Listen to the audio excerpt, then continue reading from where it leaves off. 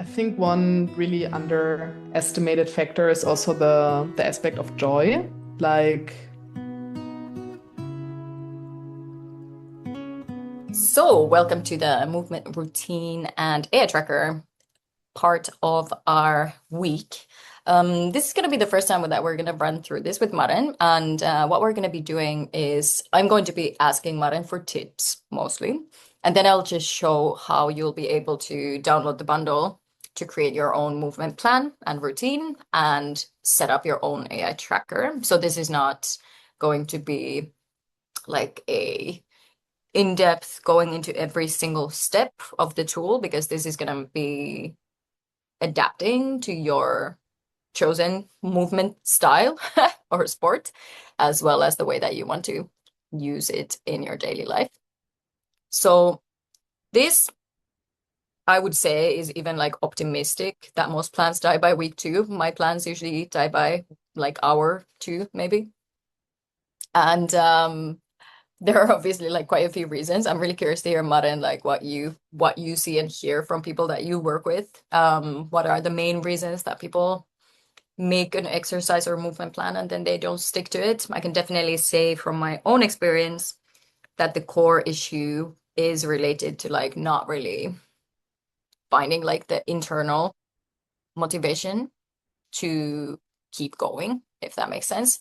So like I really struggle to get like internally motivated by movement. And that leads to it not happening essentially. But one of the other things that like I've heard from my clients is that is really prevalent, especially if we're using like static apps and maybe training plans that are made for men and by men, is that for women, one of the core things is that it doesn't really adapt to the cyclical nature of our life, as well as the energy, obviously, for men as well. Not every week or not every day is the same, and treating your exercise plan like a rigid structure that doesn't adapt to life, both ways, by the way. Maybe you're feeling more energetic one of the days when you're supposed to be doing like a lower intensity workout. So it's like making sure that you're getting the benefits of working out and like having an exercise routine of some sort, and also learning to listen to yourself and listen to your body and not push through things that are not going to be helpful for you. So the body is not just about like challenging the body, but also rest and really learning to listen to your body and understanding like works for you and what works for the day and the season you're in. I'm really curious to hear, Maren, if you have any like specific things that come to mind. Like, what are the most common reasons that people tell you that would explain why most plans die by, at the latest, I would say, week two?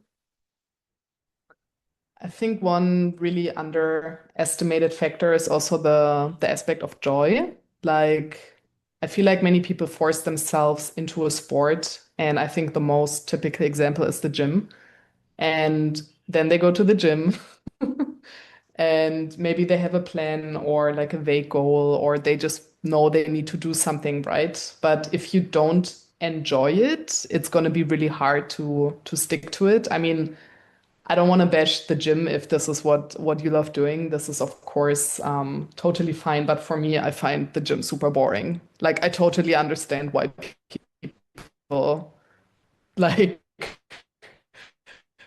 go there for certain weeks and then they stop. Like I find it extremely boring. So I think finding something you also enjoy, something to work on becoming a professional athlete or something, but having some sort of a goal and a why that helps you to show up for your plan and for your routine. And this can, as I said, simply be being healthy, being fit, or it can be something different. Yeah, having something to follow, and of course, knowing how to do it. Those are other aspects, but I feel like it really starts with the why and yeah, knowing what to show up for. Yeah, no, 100%. And that's probably the reason I never found a sport so far that I actually enjoy doing. The internal motivation piece is completely out for me.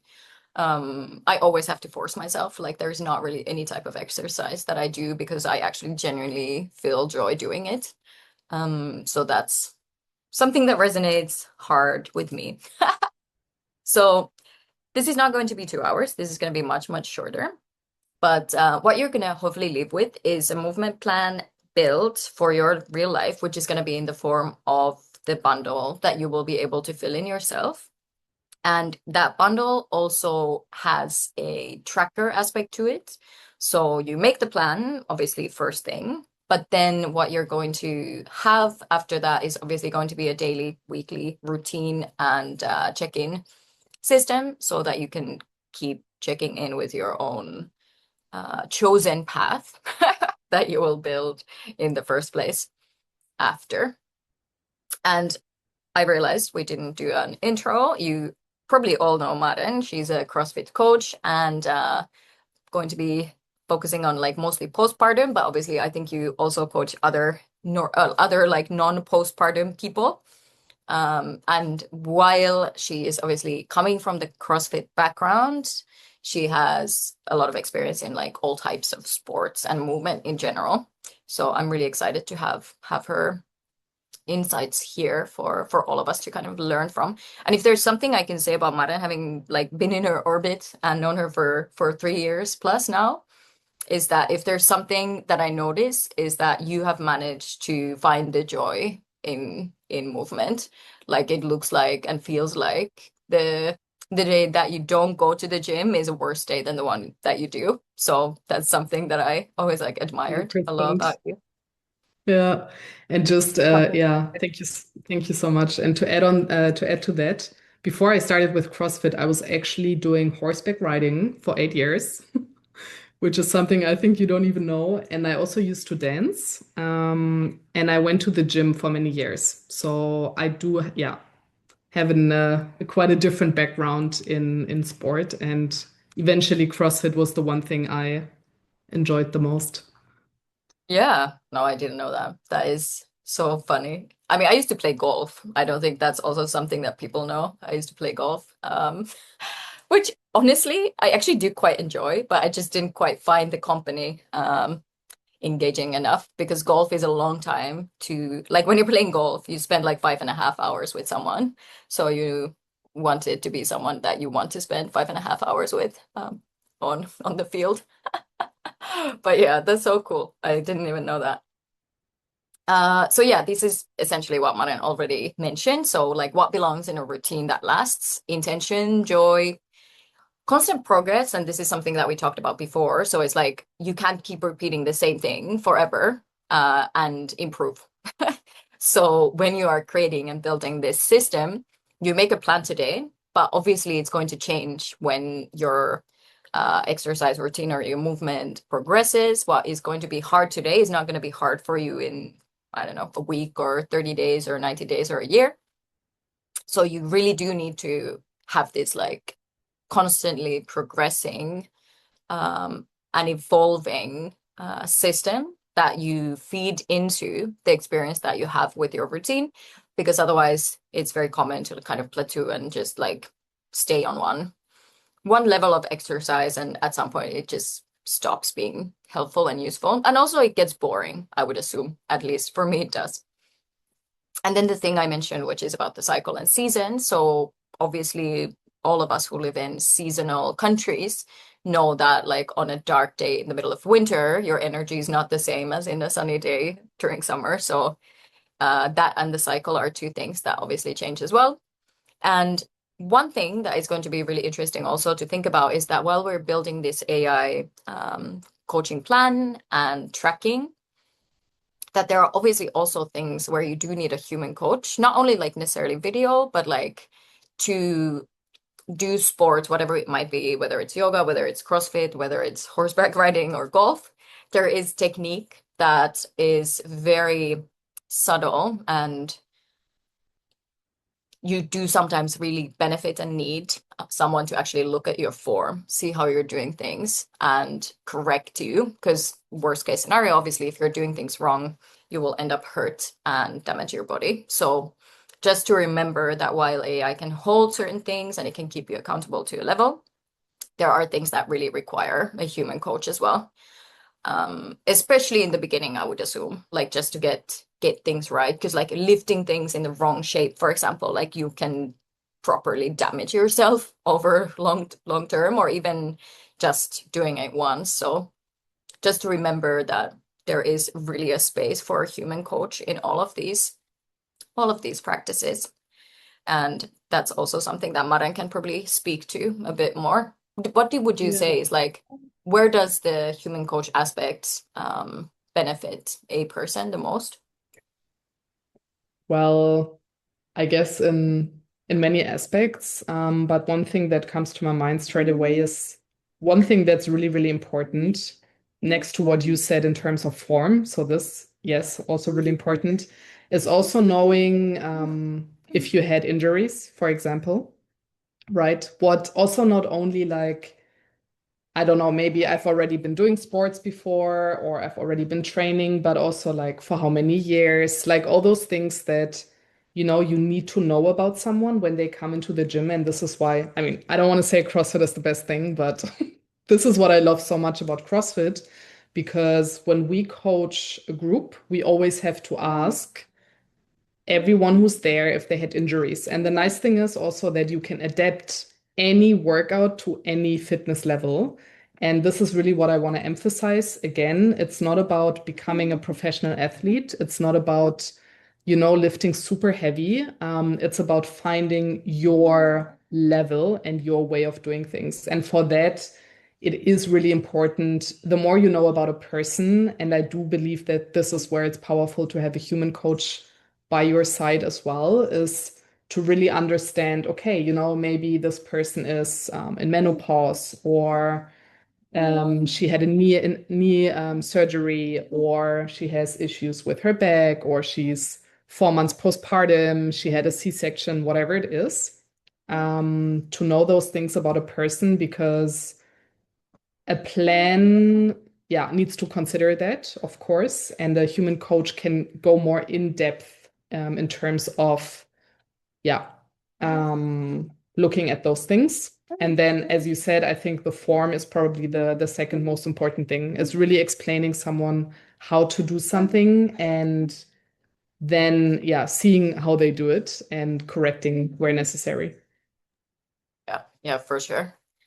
Love that add on. So just to remind that while AI is a good support mechanism, it is not a replacement for human coaching, and you should always like consult a person before going into it. But yeah, that's I guess like the disclaimer side of things also in one. So there are two kind of different paths or goals or ways of approaching the template that you will get. So there is the kind of like goal approach, which works for some. For me personally, again, I'm not a goal-oriented person. So for me, like setting a goal and like competing towards it's just not motivating for me personally internally. But for a lot of people it is. And that is a perfect way to use this template. And it's the perfect way to kind of like create your plan, because obviously when you know your goal, it's going to be easier to kind of like create the steps to get there. And then there's the other one, which is more about like showing up and like consistent daily practice and active process, which is the way that I would do it personally, for example. It's like I know I want to keep moving. I know it's important. So I just want to create like a consistent practice of something without any specific goal except for being healthy and, varied in terms of like the movement that I do. But yeah, it's a rhythm. It's about creating something that doesn't necessarily have like the ups and downs of like training for a goal might be more intense until you reach that goal and then you rest after. Whereas this consistency path is more about like creating a system and a rhythm that you can keep going forever or however long you feel like it. So it's built around your schedule and like kind of making sure that you have a way to like consistently show up to it. And this is something that I really wanted to like kind of touch on, which is the four languages of movement, because movement in general and the body as a language is quite varied, so that you can approach it in different ways. So like if you think about the body way of looking at body can be like the physical strength and endurance, like the really physical experience of the body. Whereas the mind is more about the skill and technique, like evolving, learning. If you think about dance, it might be the choreography. So it's like learning the skill of any kind of given movement style. And the heart can be like expression. So it's like the joy is the emotional part of any type of movement. And soul can be just like connecting to something larger. So for example, dance is a really good example of actually all of these, because like you can approach dance as a way to connect with something outside of you, just like lose yourself in it. Look, and this obviously is possible in any sport. But these are like different angles and different pathways to movement rather than separate activities in any shape or form. So maybe just like knowing which ones maybe motivate you the most and where to kind of like focus on when you're creating your plan as well. So what I'm going to do now is I'm going to show you how to download the bundle, and I'm going to ask it to tell me what it has so that you can see how it works. So what you'll be able to do is you'll be able to find this movement bundle here, and you will be able to download it here by adding it to your system. I will download it now, and then I'll show you how it works. So it will just literally download a zip file that you will be able to put in your system. But here on the page, you will also see a bit of the difference between like maybe more typical plans and this one. And here's the loop of what it will guide you through. So first of all, it will interview you. It will talk about all the things that we mentioned. So intentions, goals, rhythms, injury, equipment, whatever it might be that is relevant for creating this plan. And then it will help you create a 90-day plan. You can obviously ask it to be shorter or longer. Nothing is like set in stone in this plan. Everything's malleable and adaptable. But it's good to have some kind of a milestone, even if you're building it for the daily rhythm, just to know that you're going to be kind of like touching back on the plan that you have and maybe adapting it at some point. And then there's the training and the logging side. So this is something that is really important to avoid the stagnation part, obviously, which is like every single time you train or you do your body activity, you will be able to type or talk or whatever your chosen method of discussing things with your AI is going to log, and it's going to have certain ways of like logging your experience. It will save it in the correct way so that you'll be able to see the experience evolve over time as well. And also it will be able to then suggest improvements potentially based on what you keep telling it. So the history keeps building itself, and also you will be able to notice, for example, if you're bored multiple days in a row, maybe your movement plan needs a bit of an upgrade or whatever it might be that comes up. And then there's a weekly check-in. Again, it's important to have like check-in points to see and review the path that you are going through, and to see if you are stagnating, maybe you need to level it up a bit, or what you enjoyed, what can you double down on, etc., etc. And all of this is obviously going to be living in your own system, so it'll be local to you. And yes, it has an internal guide to kind of like help you not plateau, but rather keep you moving forward. And yeah, this is something that will come in like day 60. Again, all of this is malleable, so you can change it to be earlier or later. So like the plan will kind of like make sure that you keep improving it and living with the movement that will be logged in your tracker. But yeah, and if you're still struggling, let's say, finding your movement, you can also notice, and you can start doing different types of movement and just keep logging your experience, and it can actually help you find the right movement practice for you, which is probably what I am going to do personally to see how this goes. And yeah, Build with a real coach, this is not only a compliance thing, but like make sure that you're not messing up your body because you're trying to avoid working with a real person. So that is a part of it. And the AI can do a lot of things, but it can't do everything. Cool. This is more depth, and this is like actually what you get in the system. So as you can see, there are quite a few different skills and files that you get here. And it also has certain rules that are embedded into it. And now we are going to I will show you how to use the file and how to get started with your own system setup. So what we are going to do is I am going to actually go away from this here. And what I will do instead is I will just go into the zip file, which I actually need to open first. So what we're going to do is I'm just going to ask, tell me what this is. So I'm going to ask it to describe itself. This is just so you understand how you can interact with it. And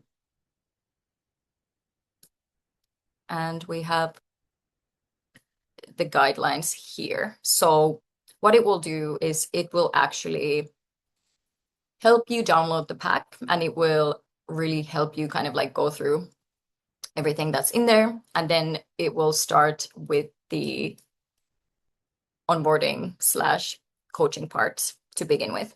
So this part you're going to be doing by yourself. It's going to be customized to your practice and whatever it is that you're looking for. And all of the system setup is going to be adapting to what you prefer and want to use it for. So that's the very easy part. I am really curious. We have Lavinia here as well. So really curious to hear if you have any questions to Maren now that we have a coach here in the room. And also from Maren, from your end, anything that kind of like comes to mind, especially when thinking about like using AI to help you build and log and track the training plan that you have. I really think the most important thing is what we said in the beginning, to have like the awareness that this can only go to a certain extent. I think this is quite important. It can be super helpful, of course. I mean, I'm writing my own training plans with AI as well, so I'm obviously also using that. But always to know that it can only take you so far. I think this is it's quite important to mention. And I think a tendency or something that happens quite a lot is that people have a training plan that doesn't change enough. So, yeah, I think we talked about this before with doing the same workouts every day, for example, or doing the same yoga YouTube video every day, right? And I understand why that happens because it's like, oh yeah, I know this is familiar, so let me do that. But this is exactly the point you need to break when it comes to getting better in movement. You actually need to do the things first you don't like and or not always like, let's say it like that. And second, to add enough variety and difficulty in a plan. And I think this is sometimes where it can be difficult because we do have the tendency to avoid the pain, especially yeah in a workout. But it's super important to, yeah, how can I say? Of course, enjoy it, but also have that point where you go beyond the things you know and that feel comfortable. This is really, really important. Otherwise, it's super easy to stagnate in your training plan because then you keep on doing the same things and yeah, may it be the same movements or the same weights, and it's going to be hard to improve. Maren, any kind of like last words or closing words from your side? Anything that comes to mind about anything that we've talked about, whether it's the AI side or getting started, especially for someone who might not be in Mm, that phase of like missing the exercise routine just yet? yeah. I think my best tip would be to find your place in the sense that um, just show up for yourself, you know? Like I remember when I, yeah, started CrossFit, and I know what you mean, Lavinia, with feeling intimidated by people, because yeah, definitely been there as well. But then at one point I asked myself, and I'm like, why am I here? Am I here to go to the CrossFit Games, or am I here to be fit in the best way possible? Like in the way that's, you know, achievable for me. And this is something that has helped me a lot in the past to be like, okay, you know what? I mean, back then I had different goals. I didn't want to compete. I just wanted to do my workouts, be in a fun environment, you know, be healthy and feel good. And the moment I reflected on that, it helped me so much to consistently show up because I put a bit my ego aside and I stopped comparing myself to people I couldn't even compare myself to because yeah, they were on a completely different mission than I was. And I think this is really important. Like do something you enjoy, you know, have fun, and just ask yourself like what am I showing up for? And if it's just to show up for yourself, you know, just to go, that's already enough. Like it doesn't have to be yeah, something crazy or the biggest competition. It can be, of course, but the most important thing is always, I think, to show up for yourself and to do the best you can on that day. Cool. Okie doke. Well, thank you for joining for this one. Any questions that you might have, feel free to share either to me or Maren. And thank you so much, Maren, for being here and for answering all the questions. And I will make sure that your links are close by for anyone to ask for more one-to-one potential support as well. Thank you.